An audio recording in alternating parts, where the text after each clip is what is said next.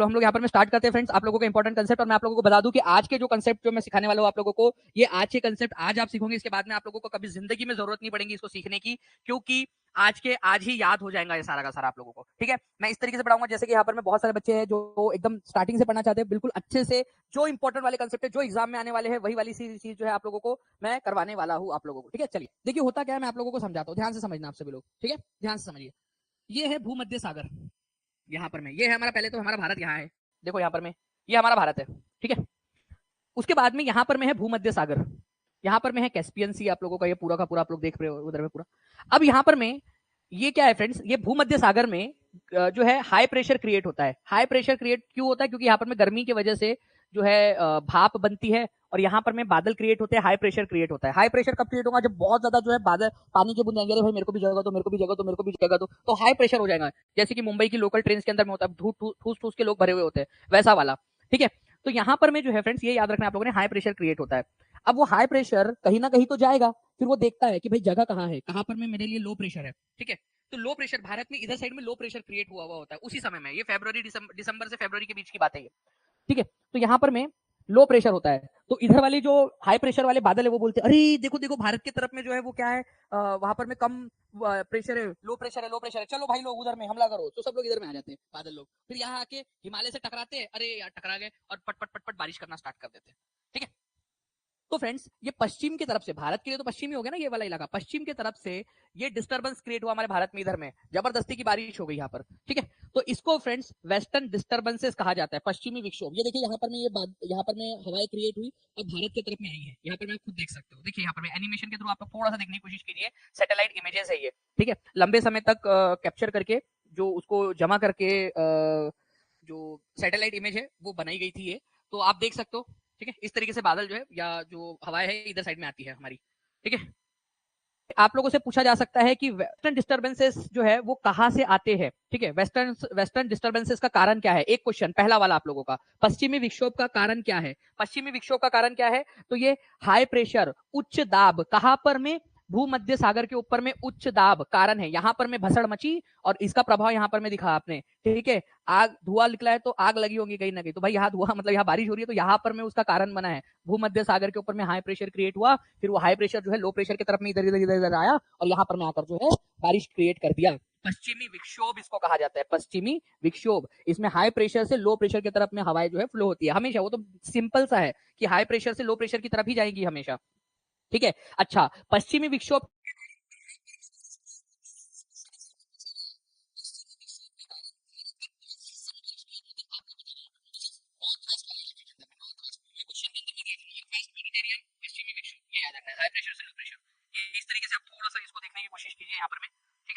और एक इमेज और दिखा देता हूँ आप लोगों को, हमारी पृथ्वी इस तरीके से है ना, तो ये भूमध्य सागर। ठीक है, यहाँ पर में कैस्पियन सी है, उधर साइड से यहाँ पर में आता है आपका। ठीक है, नॉर्थ वेस्ट वाले इलाके में, नॉर्थ वेस्ट के अंदर में वेस्टर्न डिस्टर्बेंसेस दिसंबर से फरवरी के बीच। तो सुंदरबन आप लोगों को कहां पर में मिलेगा, देख लो पहली बात तो ये भारत है हमारा, यहाँ पर में पश्चिम बंगाल और बांग्लादेश ये यहाँ पर में मिलेंगे आपको, इस इलाके के अंदर में, यहाँ पर में इस इलाके में। ठीक है, इसको थोड़ा सा जूम आउट करके हमने जूम इन करके यहाँ पर में देख लिया है। ये देखिए ये वाला इलाका जो है ना, ये वाला, इसको यहाँ पर में आप देखोगे तो डेल्टा का मतलब होता क्या है पहले वो समझो।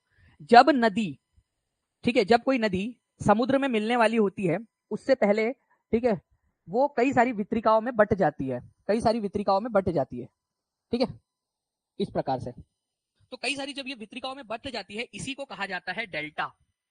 नदी समुद्र में मिलने से पहले जब कई सारी डिस्ट्रीब्यूटरीज में वितरित हो जाती है, बट जाती है, उसी को कहा जाता है वितरिका आप लोगों का, डिस्ट्रीब्यूटरीज। ठीक है, तो आप लोगों ने डेल्टा वाला कंसेप्ट भी समझ लिया। अब आते हैं एनसीईआरटी के ऊपर में। ठीक है, यहाँ पर मैं आप देखिए फ्रेंड्स, आपके लिए कितना इन डेप्थ एनालिसिस किया गया है टीचिंग परीक्षा की टीम के द्वारा। सुंदरी जो है एक नाम का पेड़ है। ठीक है, एक क्या है, पेड़ का नाम है। ये आप लोगों का मैंग्रोव जो फॉरेस्ट है, ठीक है, उसमें पाया जाता है। मैंग्रोव फॉरेस्ट मतलब जो दलदली भूमि, वेटलैंड, जो दलदली भूमि होती है ना आप लोगों की, दलदली भूमि, वहां पर में पाया जाने वाला फॉरेस्ट है ये मैंग्रोव फॉरेस्ट, दलदली भूमि में। वहां पर में सुंदरी नाम का पेड़ पाया जाता है। तो ये सुंदरी नाम का पेड़ ये इस इलाके में बहुत ज्यादा पाए जाते हैं, उसी के नाम पर इसका नाम सुंदरबन पड़ गया है। ये बहुत ज्यादा सुंदर है इस वजह से सुंदरबन नहीं है, सुंदर तो वो अपने आप में है, लेकिन सुंदरी नाम के पेड़ पाए जाते हैं वहां पर में। ठीक है, तो सुंदरी नाम के पेड़ के वजह से इसको सुंदरबन नाम दिया गया है, एनसीईआरटी से लिया गया पॉइंट। देखिए डू यू नो के अंदर में ये दुनिया का सबसे बड़ा डेल्टा है। डेल्टा मैंने आपको बता दिया, डेल्टा का मतलब क्या होता है। ठीक है, जब नदी समुद्र में मिलने वाली होती है तो कई सारे पॉइंट्स में, माउथ में, कई सारे इसके अंदर में जो है ना वो खुल जाती है, लैंडफॉर्म जो बनता है उस इलाके के अंदर में, डिस्ट्रीब्यूटरीज में, उस इलाके को डेल्टा कहते हैं जी। अब इस इलाके में सुंदरबन के अंदर में क्या पाए जाते हैं आप लोगों के, बहुत सारे वेराइटी ऑफ वाइल्ड लाइफ पाई जाती है, कई सारी वाइल्ड लाइफ, कई सारे प्रकार के जानवर पाए जाते हैं यहाँ पर में, जैसे कि हाथी मेरा साथी, टाइगर, डियर, मंकी यहाँ पर में कॉमन है। इवन यहाँ पर में जो है फ्रेंड्स ब्रह्मपुत्र का जो प्लेन है वहां पर में आप लोगों को क्या मिलेगा, आप लोगों को वन हॉर्न राइनोस भी मिलेगा, एक सिंग वाला गेंडा, आपको पता है ना, काजीरंगा नेशनल पार्क। इसके अलावा जो है फ्रेंड जो डेल्टा वाला इलाका है, ठीक है, आपका गंगा ब्रह्मपुत्र का डेल्टा, वहां पर में बंगाल टाइगर, क्रोकोडाइल, ठीक है, एलिगेटर्स जो मगरमच्छ वगैरह टाइप के जो होते हैं आपके, वो भी बहुत सारे मिलते हैं। तो बंगाल टाइगर का ये घर है, ये याद रखना है आप लोगों ने, बंगाल टाइगर यहाँ पर में मिलता है। ठीक है, मैंग्रोव फॉरेस्ट सबसे ज्यादा कहाँ पाए जाते हैं, तो मैंग्रोव फॉरेस्ट या टाइडल फॉरेस्ट, सबसे पहले तो मैं आपको बता दूं इसका मतलब क्या होता है। तो टाइडल फॉरेस्ट या मैंग्रोव फॉरेस्ट ऐसे फॉरेस्ट होते हैं जो आपके दलदली भूमि में, स्पेशली जहां पर में ब्रैकिश या खारा पानी और मीठा पानी जहां मिलता है ना, जहां पर में नदियां होती है और खारे पानी में मिल रही होती है, तो उसके आसपास में, मान लो ये नदी है, ठीक है, ये समुद्र में मिलने वाली है, तो इसके आसपास वाला जो एरिया होता है ना, वहां पर में जनरली ये फॉरेस्ट पाए जाते हैं। कहां पर में, जहां पर में नदी समुद्र में मिलने वाली होती है, उसके आसपास में डेल्टा में ये पाए जाते हैं मैंग्रोव फॉरेस्ट आप लोगों के, जिसको टाइडल फॉरेस्ट के नाम से भी जानते हैं। टाइडल फॉरेस्ट सबसे ज्यादा आप लोगों को कहां पर में मिलेंगे, ये भी याद रखेंगे आप लोग, हमारे भारत के पश्चिम बंगाल में, भारत के 42.45% टाइडल फॉरेस्ट यहीं पे पश्चिम बंगाल में, ठीक है, मैंग्रोव फॉरेस्ट या टाइडल फॉरेस्ट। गुजरात में 23.66% है दूसरे नंबर पे, और अंडमान निकोबार के अंदर में जो है फ्रेंड 12.39%। पहले तीन आपको बता दिया मैंने, ठीक है, जल्दी से देखो इसको, हमारे भारत में सबसे ज्यादा मैंग्रोव फॉरेस्ट या टाइडल फॉरेस्ट कहां पर में पाए जाते हैं। अरे सोनी कुमारी जी दिख रहा है यार आपको, मैंने आपका नाम भी लिया था, मैंने हिंट दे दिया था आपको कि चलो टाइप कर दो करके जल्दी से, फिर भी। तो पश्चिम बंगाल में पाए जाते हैं सबसे ज्यादा, फिर दूसरे नंबर पे गुजरात है, तीसरे नंबर पे अंडमान निकोबार है। ओके, देखिए है ब्रह्मपुत्र नदी के ऊपर में बना हुआ, आसाम में पूरा का पूरा एक उसको जिला घोषित कर दिया गया है, पूरा डिस्ट्रिक्ट बना दिया गया है। सबसे बड़ा जो है रिवराइन है आपका, ये 880 स्क्वायर किलोमीटर में फैला हुआ है, ठीक है, ये भी आप लोगों ने याद रखना है, 880 स्क्वायर किलोमीटर के अंदर में, 880 स्क्वायर किलोमीटर के अंदर में ये फैला हुआ है, ठीक है, और 1,67,000 के करीब इसकी पॉपुलेशन है, मतलब लोग यहाँ पर में रहते हैं। पूरा जिला इसको घोषित कर दिया गया है ब्रह्मपुत्र नदी के ऊपर में, आसाम में। और ये एग्जाम में पूछा गया क्वेश्चन, टीआरई 2 का एक्चुअल स्क्रीनशॉट आप लोग देख सकते हो, ठीक है। मजुली विश्व का सबसे बड़ा आवासीय नदी द्वीप है, ये याद रखना है आप लोगों ने।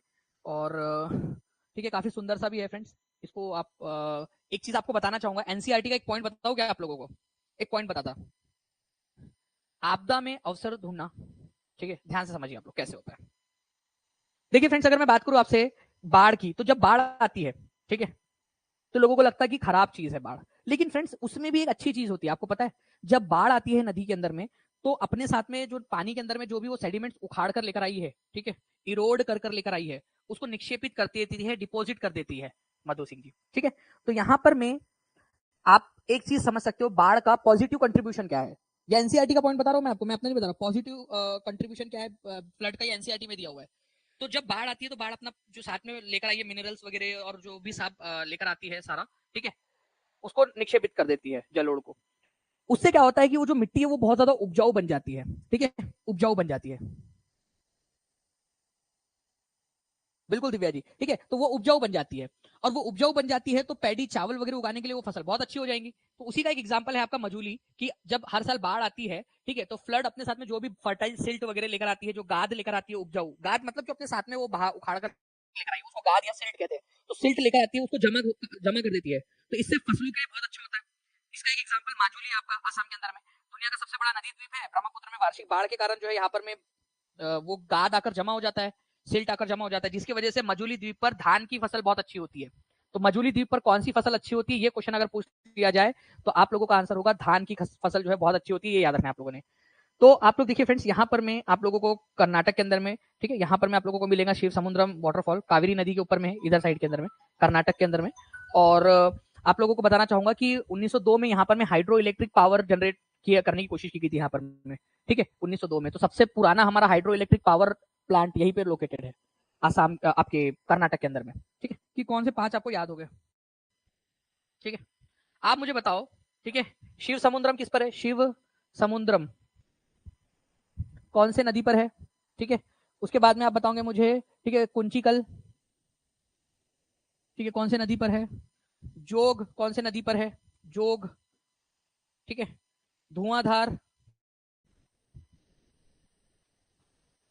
धुआंधार जलप्रपात कौन से नदी पर है, ठीक है, और कपिल धारा। और भी हम करेंगे, बट अभी आपको 5 याद हो गए आज के आज।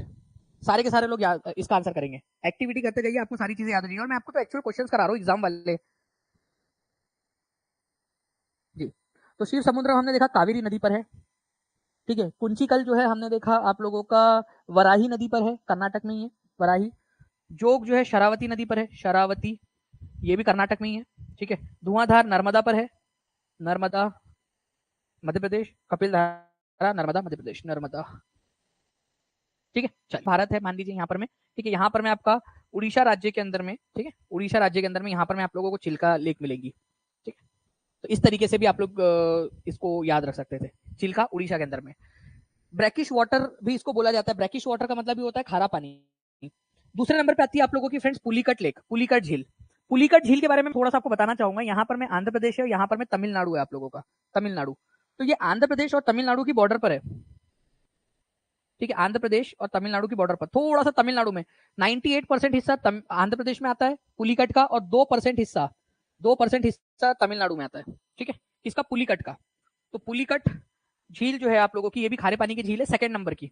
दूसरे नंबर की सबसे बड़ी पुलिकट है, आंध्र प्रदेश में 98% और 2% तमिलनाडु के अंदर में। को याद रखना ये मेघालय आप लोगों का पूरा। यहाँ पर में गारो हिल्स है, ठीक है। यहाँ पर में गारो, यहाँ पर में है खासी हिल्स, और ये है जयंतिया हिल्स। गारो, खासी और जयंतिया, ठीक है। एक बार बड़े इसमें भी लिख देता हूँ आप लोगों के लिए, गारो, खासी और जयंतिया। तो ये जो खासी हिल्स है आप लोगों की, खासी पहाड़ियां, वहां पर में आप लोगों को जो है मानसीन राम और चेरापूंजी दोनों मिलेंगे, ठीक है। तो दुनिया का सबसे जो ज्यादा बारिश वाला एरिया है मानसीन राम, वो यहीं पे आपको मिलेगा, मेघालय के अंदर में। हाईएस्ट एनुअल रेनफॉल यहीं पर होती है, पूरी दुनिया की सबसे ज्यादा वर्षा। यूनेस्को की ना 2 चीजें होती है, एक तो यूनेस्को वर्ल्ड हेरिटेज साइट होती है जो कि भारत में 42 है अभी, और एक होता है UNESCO biosphere reserve network, world network of biosphere reserve. मतलब जो भी जैविक विविधता वाले, जो जैव विविधता वाले केंद्र होते हैं, ठीक है, उनका समूह। तो आप लोगों को बताना चाहूंगा फ्रेंड्स, हमारे भारत के अंदर में, ठीक है, टोटल 18 जैव मंडल रिजर्व है, ठीक है। बायोस्फीयर रिजर्व कितने हैं? बायोस्फीयर रिजर्व 18, बायोस्फीयर रिजर्व कितने हैं भारत के अंदर में? 18 है, 18 टोटल, 18। ये याद रखना है आप लोगों ने। नीलगिरी जैव मंडलीय आरक्षित क्षेत्र, ये आप लोगों का जो है फ्रेंड 5520 स्क्वायर किलोमीटर के क्षेत्र के अंदर में फैला हुआ है आप लोगों का, सबसे पुराना। तो ये क्वेश्चन, मार्क माय वर्ड, आप लोगों से ये क्वेश्चन पूछे जाने की प्रबल संभावना है कि ओल्डेस्ट कौन सा है, ओल्डेस्ट, ठीक है, ओल्डेस्ट सबसे पुराना, ठीक है। तो नीलगिरी जैव मंडलीय आरक्षित क्षेत्र आपका सबसे पुराना है, तमिलनाडु केरल और कर्नाटक के अंदर में फैला हुआ है ये, ठीक है। तमिलनाडु, केरल, कर्नाटक के अंदर में। उसके बाद में जो है फ्रेंड्स आप लोगों का यहाँ पर में देखोगे नंदा देवी राष्ट्रीय उद्यान और बायोस्फीयर रिजर्व है। मन्नार की खाड़ी जो है आपका बायोस्फीयर रिजर्व तमिलनाडु के अंदर में 10,500 स्क्वायर किलोमीटर के अंदर में फैला हुआ है, ठीक है। और आप लोगों को 18वें नंबर का अगर से नहीं दिख रहा हो तो मैं नीचे में आपको दिखा दूं, पन्ना राष्ट्रीय उद्यान, ठीक है, इसको भी बायोस्फीयर रिजर्व घोषित किया गया है। अब बात आती है आपकी सबसे बड़ा बायोस्फीयर रिजर्व कौन सा है। में से 12 आप लोगों के जो है 12 चुने हुए 12, ये आपके यूनेस्को के मानव और संरक्षित जैव मंडल, मैन एंड बायोस्फीयर, ठीक है, कार्यक्रम जो है आप लोगों का प्रोग्राम, उसके अंदर में शामिल किया गया है इसको 12। तो भारत के 18 में से 12 जो है वो यूनेस्को के जो सूची है उसमें भी शामिल है, ठीक है। यूनेस्को वर्ल्ड हेरिटेज साइट नहीं, बात को समझो आप लोग, यूनेस्को वर्ल्ड हेरिटेज साइट नहीं, यूनेस्को वर्ल्ड हेरिटेज साइट अलग है आप लोगों की। जो आप लोगों का अभी शांति निकेतन को ऐड किया गया है, होयसाला के मंदिरों को ऐड किया गया, वो अलग है आपका। बात यहाँ पर में आती है आप लोगों की, ओके, बात आती है आप लोगों की यहाँ पर में कि आपका बायोस्फीयर रिजर्व कौन कौन से है, जो यूनेस्को बायोस्फीयर रिजर्व वाला जो कार्यक्रम है उसके अंदर में शामिल है, ठीक है। तो Nilgiri biosphere reserve, gulf of Mannar biosphere reserve, Sundarban biosphere reserve है, इसके अंदर में नंदा देवी है, नौकरेक है, पंचमढ़ी बायोस्फीयर रिजर्व है आपका, Similipal, Great Nicobar biosphere reserve, Achanakmar, Amarkantak, Agasthya Malai, Kanchenjunga national park और पन्ना बायोस्फीयर रिजर्व। ये आप लोगों के क्या है फ्रेंड्स, ये आप लोगों के जो है बायोस्फीयर रिजर्व ऐसे है, जो बायोस्फीयर रिजर्व है 18 में भारत में से। और ये 12 जो है यूनेस्को के जो मैब कार्यक्रम है, मैन एंड बायोस्फीयर प्रोग्राम, उसके अंदर में बड़ा आप लोगों का जो है कच्छ बायोस्फीयर जो है ना, रण ऑफ कच्छ बायोस्फीयर रिजर्व, ये सबसे बड़ा है आप लोगों का, लार्जेस्ट वाला। इसमें थोड़ा सा अपडेट कर देना आप लोग, लार्जेस्ट कच्छ, ठीक है, आपका 12,454 किलोमीटर के साथ में कच्छ बायोस्फीयर रिजर्व जो है सबसे बड़ा है आपका। चलिए अब देखिए आप इस क्वेश्चन को फिर से देखिए आप कि क्या पूछा गया है। निम्नलिखित में से कौन सा बायोस्फीयर रिजर्व यूनेस्को की जो है मैब, मैब का मतलब होता है मैन एंड बायोस्फीयर वाला जो प्रोग्राम है, बायोस्फीयर प्रोग्राम, ठीक है, प्रोग्राम बोलते हैं उसको, program. World network of biosphere reserve भी बोला जाता है। नीलगिरी है आपका, ठीक है, आप लोगों का है ना, इस सूची के अंदर में अभी आप लोगों को बताया। कौन सा वाला नहीं है बोल रहा है इसके अंदर में आप लोगों से, तो यहाँ पर में नीलगिरी है, ठीक है। उसके बाद में आप लोगों का सुंदरबन, वो 12 में है आप लोगों का, सुंदरबन भी आप लोगों का। अगर आप लोग देखोगे मन्नार की खाड़ी आप लोगों को, तो मन्नार की खाड़ी जो है gulf of Mannar biosphere reserve, वो भी आपको मिल जाएगा इसके अंदर में, ये भी है। तो उपरयुक्त में से कोई नहीं। आपको 12 पता होने चाहिए कि कौन कौन से है, तब जाके आप इसका आंसर बराबर से कर पाते। तो ये 18 टोटल है, ठीक है, ये भी पता होना चाहिए आपको कि टोटल 18 हमारे कौन कौन से हैं। और ये 12 जो है वो मैब के अंदर में शामिल है। ये बड़ा कठिन सा काम था ये उन बच्चों को बताना जिनको बायोस्फीयर रिजर्व ही नहीं पता, और उनको ये बताना। लेकिन आई होप कि हम लोगों ने इसको अच्छे से एक बार समझ लिया है कि क्या है, क्या ये चीज, ठीक है, ये इसमें है क्या, ठीक है। तो ई है आप लोगों को। तो आप लोगों ने अगर देखा हो फ्रेंड्स ये 12 की लिस्ट, तो उसके अंदर मैंने कहीं पे भी मानस आपको जो है नहीं बताया, मानस को, है ना। तो आंसर इसका ऑप्शन नंबर डी हो जाएगा।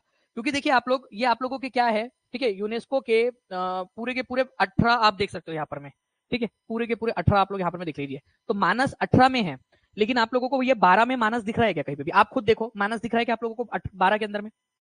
ठीक है, गल्फ ऑफ मन्नार आप लोगों को दिख जा रहा है, ठीक है, नीलगिरी दिख जा रहा है, सुंदरबन दिख जा रहा है, नंदा देवी दिख जा रहा है, नौकरेक है इसके अंदर में, नौकरेक ऑप्शन में दिया था ना, नौकरेक है इसमें, पंचमढ़ी है आप लोग का, सिमलीपाल है उड़ीसा के अंदर में, ठीक है, Great Nicobar biosphere reserve, Achanakmar Amarkantak है आपका, अगस्त्यमलाई है, कांचनजंगा है, पन्ना है। लेकिन आप लोगों का यहाँ पर में मानस नहीं है, तो आंसर आपका हो जाएगा मानस। तो इसको 1901 में बनाया था रविंद्रनाथ टैगोर ने, ठीक है, पश्चिम बंगाल के अंदर में, बीरभूम के अंदर में। आपको बता दूं कि 1921 में वर्ल्ड यूनिवर्सिटी जो है यहाँ पर में बनाई गई, और बाद में जो है फ्रेंड्स इसको विश्व भारती के नाम से जाना गया, विश्व भारती। शांति निकेतन के अंदर में जो पढ़ाई होती है उसको विश्व भारती के नाम से भी जानते हैं। तो विश्व भारती यूनिवर्सिटी, ठीक है, शांति निकेतन के अंदर में जो है, वो एक ऐसी यूनिवर्सिटी है जिसके चांसलर खुद प्रधानमंत्री है। एक ऐसी सेंट्रल यूनिवर्सिटी जिसके प्रधानमंत्री चांसलर है। अदरवाइज पता है क्या होता है आप लोगों को, ठीक है। थैंक यू रंजना जी। देखिए मैं आपको बता दूं कि जितनी भी सेंट्रल यूनिवर्सिटीज होती है, केंद्रीय स्तर की जो यूनिवर्सिटीज होती है, उनके जो चांसलर्स होते हैं वो राष्ट्रपति होते हैं। अगर राज्य की यूनिवर्सिटीज है, आप कौन सी यूनिवर्सिटी से पढ़े हो, जिस यूनिवर्सिटी से पढ़े हो वो केंद्रीय यूनिवर्सिटी थी या राज्य यूनिवर्सिटी थी? अगर राज्य की यूनिवर्सिटी तो उसके चांसलर गवर्नर होंगे। अगर केंद्रीय यूनिवर्सिटी है तो उसके चांसलर राष्ट्रपति होते हैं। एकमात्र ऐसी आप लोगों की यहाँ पर में है फ्रेंड्स आपकी यूनिवर्सिटी विश्व भारती, जिसके चांसलर प्रधानमंत्री है। ये याद रखना है आप लोगों ने, प्रधानमंत्री विश्व भारती यूनिवर्सिटी के, ठीक है। ठीक है, चलिए, तो भारत के अंदर में जो है फ्रेंड्स 18 बायोस्फीयर रिजर्व है। यूनेस्को विश्व धरोहर स्थल है निम्नलिखित में कौन सा बिहार में है? कौन सा वाला बिहार में है? विश्व बिहार के अंदर में भी 2 है, ठीक है जी, बिल्कुल। 18 बायोस्फीयर रिजर्व में से 12 यूनेस्को के मान्यता प्राप्त है। वो यूनेस्को के वो अलग वाली सूची है, यूनेस्को वर्ल्ड हेरिटेज अलग सूची है।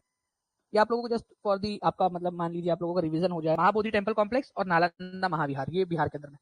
नाउ अब आते हैं फ्रेंड्स हम लोग यहाँ पर में हमारे नेक्स्ट क्वेश्चन की तरफ में।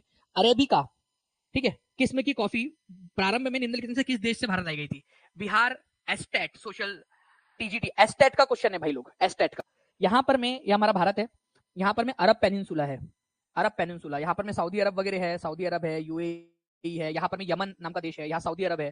तो हमारे जो है ना यहाँ से एक बाबा बुदान थे, ठीक है, वो हज पर गए थे सऊदी अरब, ठीक है। जब हज पर गए तो हज पर से वो आते समय यमन गए। यमन से, यमन के अंदर में क्या था कि वहां पर में कॉफी उगती थी, सऊदी अरब और यमन वगैरह के अंदर में कॉफी उगाई जाती थी। उन्होंने क्या किया, कॉफी के बीज लाना अलाउड नहीं था, मतलब बाहर नहीं ले जा सकते थे, अदरवाइज इनकी मोनोपोली खत्म हो जाएंगी इन देशों की। वो कॉफी बेचकर बहुत पैसा कमाते थे। तो बाबा बुदान जब वहां गए हज पे, तो उन्होंने कुछ बीज अपने दाढ़ियों में छुपा कर ला लिए थे, ठीक है। तो यमन जब गए ना वो, तो यमन से कुछ बीजों को अपने साथ वो लेकर आ गए थे। तो अरेबिका नाम की जो कॉफी है, ठीक है, भारत के अंदर में कैसे प्रवेश की? यमन से की थी, यमन। बाबा बुदान उसको लेकर आ गए थे, और उन्होंने कर्नाटक के अंदर में यहाँ पर में पहाड़ियों पर उसको उगाया, और इस तरह से भारत के अंदर में कॉफी का प्रवेश हुआ, ठीक है। ओके, तो यमन से, ये याद रखना फ्रेंड्स, यमन नाम का देश है, सऊदी अरब के जस्ट नीचे में है यमन, वहां से अरेबिका। अब ये पूरा अरब पेनिनसुला है, देखो सऊदी अरब अकेला अरब नहीं है, ये सऊदी अरब है, ये पूरे के पूरे जो पेनिनसुला है ना, ये पठार है, इसको अरेबियन पठार कहा जाता है। तो यमन नाम का एक देश है, वहां से लेकर आए थे वो, ठीक है, दाढ़ी में छुपा कर ला लिए थे उन्होंने कुछ बीज, और यहाँ पर मैं आकर उगाया, मस्त पैकी उगने लगी, ठीक है। तो बाबा बुदान उसको लेकर आ गए थे। अब आप लोगों को एक चीज मैं बताना चाहूंगा फ्रेंड्स, हमारे भारत के अंदर में 2 मुख्य प्रकार की कॉफी उगती है। ये भी क्वेश्चन आपसे बन सकता है, एनसीईआरटी बेस्ड क्वेश्चन है, ध्यान से समझना आप लोग, ठीक है। कॉफी के भारत के अंदर में 2 मेन प्रकार है, मेन टाइप की बात कर रहा हूं मैं, मेन टाइप की, ठीक है, कॉफी की। एक है अरेबिका, अरेबिका, ठीक है, और एक है रोबस्टा, रोबस्टा, ठीक है। तो ये भी आप लोग याद रख सकते हो। भारत में 2 प्रकार की कॉफी सबसे ज्यादा होती है, अरेबिका और रोबस्टा। तो इसको थोड़ा सा याद रख लेना आप सभी। भारत के अंदर में कहां पर में ये उगाई गई जाती है और आज भी उगाई जाती है कर्नाटक के अंदर में, ठीक है। तो अरेबिका और रोबस्टा भारत में 2 प्राथमिक प्रकार की जो है फ्रेंड्स, ये याद रखना आप लोगों ने। इसमें कैफीन नाम का केमिकल पाया जाता है जो आपकी उत्तेजना पैदा करता है आपके अंदर में, आप लोग जो खुश खुश फील करते हो। अब लीजिए बीपीएससी टीआरई 2.0 का प्रश्न, बताओ भाई कोई बात है यहाँ पर में, ठीक है। कितना बढ़िया सा क्वेश्चन आपका बन गया यहाँ पर में। Arabica coffee was initially cultivated in India, कहां पर में उगाई गई थी, पूरी की पूरी कहानी बता दी आप लोगों को। और अब देखो कितना इजी हो गया आपके लिए क्वेश्चन। आंसर हो जाएगा बाबा बूदान की पहाड़ी, ठीक है। कहां पर में है ये बाबा बूदान की पहाड़ी, कर्नाटका में है, कर्नाटका में। अब इस क्वेश्चन का आंसर कीजिए फ्रेंड्स, इसको very very very important mark करना है आप सभी लोगों ने। देखिए तो कर्नाटक जो है फ्रेंड्स सबसे बड़ा कॉफी का प्रोड्यूसर है भारत के अंदर में, बिल्कुल सही बात है, ठीक है। अरेबिका एक कॉफी का प्रकार है, बिल्कुल सही बात है। अरेबिका एंड रोबस्टा कॉफी का ही एक प्रकार है। अरेबिका जो है ये आपकी मैक्सिको से लाई गई बोल रहा है, नहीं भाई यमन से लाई गई थी, यमन से। भारत के अंदर में बाबा बूदान लेकर आए थे यमन से, ठीक है। तो तीसरा वाला गलत है, थर्ड वाला गलत है, जहां जहां 3 दिए है काटो काटो काटो। तो answer is option number D. खत्म, सिंपल। कितना इजी हो गया आप लोगों के लिए क्वेश्चन अभी। वाइल्ड लाइफ प्रोटेक्शन एक्ट 1972 में आया था, जो है आप लोगों का जो जैविक विविध कहा गया यहाँ पर में, हिंदी वाला वन संरक्षण चला गया यहाँ पर में, ऊपर में चला गया, चलो कोई बात नहीं आप लोगों का 72 के अंदर में, ठीक है। यहाँ पर में आ गया वन्य जीव संरक्षण अधिनियम आपका, ठीक है। तो वाइल्ड लाइफ प्रोटेक्शन एक्ट, वो हिंदी इंग्लिश मर्ज हो गई, कोई दिक्कत वाली बात नहीं है उसमें, आप लोग समझ जाइए उसको। हिंदी की जगह इंग्लिश, इंग्लिश की जगह हिंदी हो गया। तो वन्य जीव संरक्षण, वन को बचाने के लिए, जंगल में रहने वाले जीव जो है, जीव जंतु पेड़ पौधे, उनको बचाने के लिए ये आपका किया गया था 1972 में। जल वाला बहुत इंपॉर्टेंट है और वायु वाला भी। जल के प्रदूषण को रोकथाम के लिए 1974 में, और वायु के प्रदूषण को रोकथाम के लिए 1981 के अंदर में, ठीक है। और एक है आपका वन संरक्षण अधिनियम। देखो एक है वन्य जीव और एक है वन संरक्षण। वन्य जीव का मतलब होता है वनों में रहने वाले प्राणियों का संरक्षण करना, और वन संरक्षण मतलब होता है वन का संरक्षण, फॉरेस्ट जो जो जंगल है उसको बचाना। तो जंगलों को बचाने के लिए संरक्षण वाला अधिनियम 1980 में, और जंगल में रहने वाले जानवरों को बचाने वाला संरक्षण अधिनियम 1972 के अंदर में। 8 साल का फर्क है दोनों में, ठीक है। ये याद रखेंगे आप सभी लोग, ठीक है। चलिए इसके अलावा जो है फ्रेंड्स पर्यावरण संरक्षण अधिनियम, आप लोगों को पता होना चाहिए फ्रेंड्स कि दिसंबर 1984 के अंदर में भोपाल में गैस त्रासदी हो गई थी, ठीक है। मिथाइल आइसोसाइनेट नाम की गैस थी जो रिलीज हो गई थी वातावरण के अंदर में, जिसके कारण हजारों लोगों की मौत हो गई थी भोपाल में, है ना। वो यूनियन कार्बाइड नाम की कंपनी थी जो पेस्टिसाइड कीटनाशक बनाती थी, उसने वो गैस को स्टोर करके रखा था मिथाइल आइसोसाइनेट, वो रिलीज हो गई, लीक हो गई, पूरे भोपाल में फैल गई, जिस वजह से उस रिसाव के कारण कई सारे लोगों की मौत हो गई थी। तो उसकी जांच वगैरह हुई, उसके बाद में हमने पर्यावरण संरक्षण अधिनियम बनाया था, इन्वायरमेंट प्रोटेक्शन एक्ट। तो उसी के रिस्पॉन्स में बनाया गया था 2 साल बाद 1986 के अंदर पर्यावरण संरक्षण अधिनियम, ठीक है। ये भी आप लोग थोड़ा सा याद रख लोगे। बाकी फ्रेंड्स बायोलॉजिकल डाइवर्सिटी एक्ट जो है ये भी पूछा जा सकता है आप लोगों से। बायोलॉजिकल डाइवर्सिटी मतलब अलग अलग तरह की, एक जैसे सभी होनी चाहिए कि सारे एक जैसे पौधे एक जैसे इंसान, नहीं ना, अलग अलग भिन्नताएं होनी चाहिए, डाइवर्सिटी होनी चाहिए। तो बायोलॉजिकल डाइवर्सिटी मतलब भिन्नताएं, विभिन्नताएं, विविधता, ठीक है। उसके लिए एक एक्ट बनाया गया था 2002 में, बायोलॉजिकल डाइवर्सिटी एक्ट 2002,